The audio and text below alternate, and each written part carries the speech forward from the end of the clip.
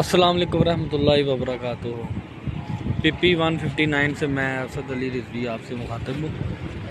अभी सीन ये है कि इन्होंने पूरे शदरा की लाइट है जो बंद कर दी हुई है, ठीक है, हर तरफ से।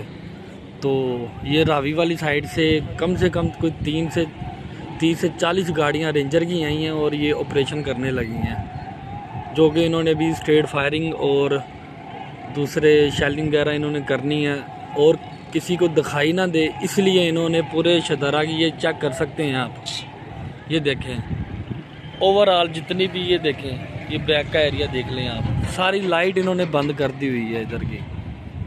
तो लिहाजा जो लोग घरों में हैं इस वीडियो को ज़्यादा से ज़्यादा शेयर करें और ख़ुसूसन जो लोग धरने में मौजूद हैं उन लोगों के लिए दुआ करें।